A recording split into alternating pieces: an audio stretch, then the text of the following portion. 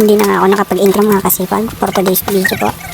Kung kahapon nakapag-post po tayo para sa wall putting at nasintadahan na rin po natin. Ngayon mag-assemble na po tayo ng para sa beam.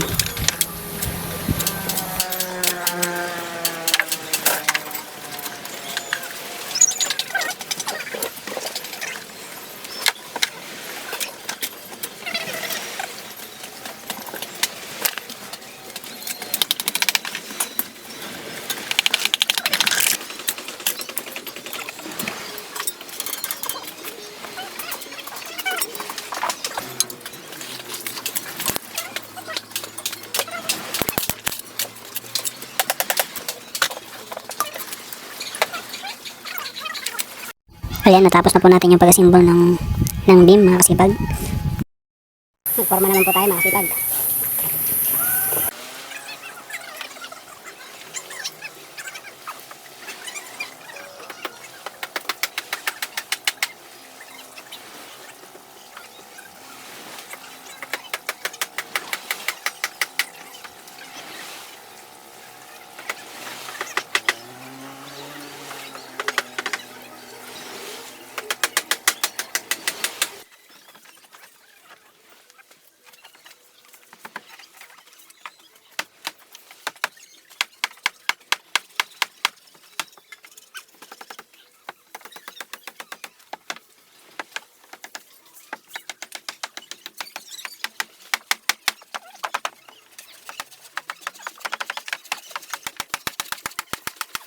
Mga kasipag, sumobra po.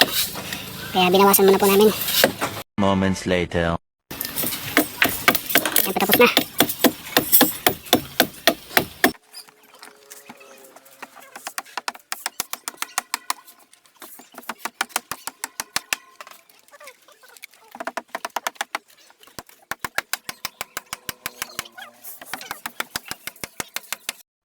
Mga kasipag, share ko lang po sa inyo. Kailangan kapag nagpo-forma po tayo, kailangan nakasecure po yan lahat. Ayan, nakatali po yan. Secure po yan mga kasipag. Lalo na po kung malaki po yung bubuhusan po natin mga kasipag. Para maiwasan po natin yung yung mistake na nangyayari sa trabaho natin. Ayan, share ko lang po sa inyo mga kasipag.